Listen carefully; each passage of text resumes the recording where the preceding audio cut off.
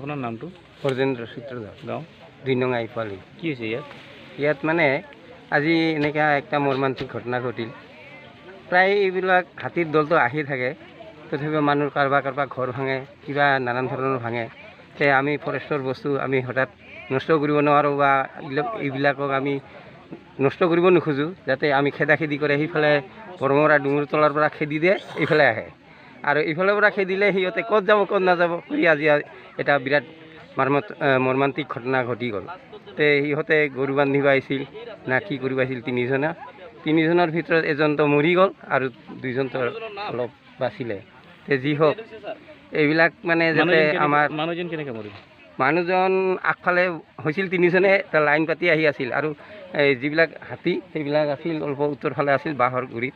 ইফালে ইহঁতক দেখা পাই খেদি আহিছিল। খেদি অহাৰ পিছত সিজন মানে যিজন আগত আছিল সি জংঘলৰ ফালে লৰ মাৰিব খুজিছিল, দৌৰিব খুজিছিল। দৌৰাতে সি পিছলি পৰিছে না কি পৰিছে আমি নাজানো, এইটো আমি ওচৰত থকা নাছিলোঁ। কিন্তু সেই মানুহজনৰ মৃত্যু ঘটিল। সেই মৃত্যু ঘটাতে আজি আমাৰ বহুত দুখ লাগিল। তে আৰু কি ক'ম, আমিও হাতীয়ে মাৰি দিলে, এতিয়া আৰু বিশেষ কি ক'ম। আমিও এতিয়া সিহঁতৰ জাগা ভৰিবিলাক নোহোৱা হ'ল, আমিয়ে যেনিবা কিবা কৰা নিচিনা হৈছে। কি কৰিম, তথাপিও আৰু আছোঁ এনেকৈ।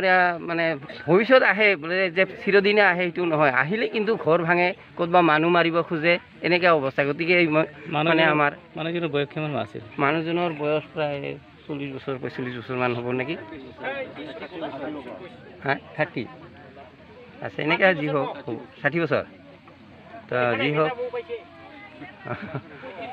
ক'ব লগা বিশেষ নাই, যাতে এইটো আমাৰ চৰকাৰৰ পৰা ফৰেষ্ট বিভাগৰ পৰা যাতে এইখিনি অলপ আমাক কিবা সহায় সহযোগিতা যাতে কৰে, যাতে আমি এইবিলাকক হাতীবিলাকক খানি ৰোধ কৰিবৰ কাৰণে কিবা হয়তো ক'তবা আগতে টৰ্চ লাইট হেন নানান ধৰণৰ দিছিল বস্তু, সেইবিলাক যাতে আমাক কিবা একটা সহায় কৰে আমাৰ গাঁৱৰ মানুহবিলাকক, এইটোৱেই মোৰ কামনা আৰু কি ফৰেষ্ট ডিপাৰ্টমেণ্টৰ ওচৰত। এইটো কি ৰাতিত হৈছে নেকি?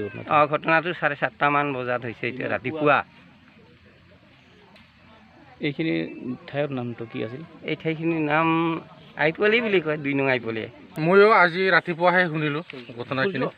ইয়াৰ বাসিন্দা আমাৰ ইয়াৰে মানুহ, ইয়াৰে গাঁৱৰ আমাৰ চিনাকি আছে, এওঁলোকে মোক ৰাতিপুৱাই জনাল যে 7:30 বজাত যে বনৰীয়া হাতী ইয়ালৈ আহি গৰু বান্ধিব যোৱা সময়ত এই এটা মানুহ খেদি মাৰা বুলি এওঁলোকে খবৰ দিয়াৰ বাবে মই আহি পালোঁ জেগাত। আহি মই দেখা পালোঁ, হয় সঁচাকৈ নামটো মলয় সূত্ৰধৰ বুলি। সেই মানুহজন যি ভিক্টিম, যি মানুহজন মৰিল আজি হাতী মাৰিল, তেওঁৰ নামটো হ'ল মলয় সূত্ৰধৰ, 2 নং আইপোৱালি, দেউচি বিচি ডিচি আণ্ডাৰত।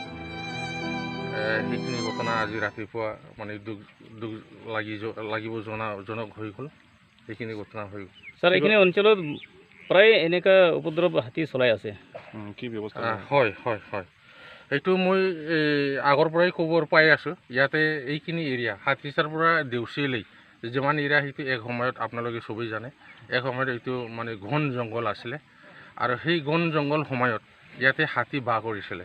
আমাৰ ছাৰ্ভে, আমাৰ ৰিপৰ্ট, পুৰণা ৰিপৰ্টবিলাক হয়, যিহেতু হাতী ইয়াতে থাকিছিল এক সময়ত, এতিয়া ইয়াতে চব মানুহ বাস কৰিল, যিহেতু মানুহ প্ৰয়োজন হিচাপে মানুহবিলাক বাস কৰিল। ইয়াৰ ওপৰত মানে এইটো আমি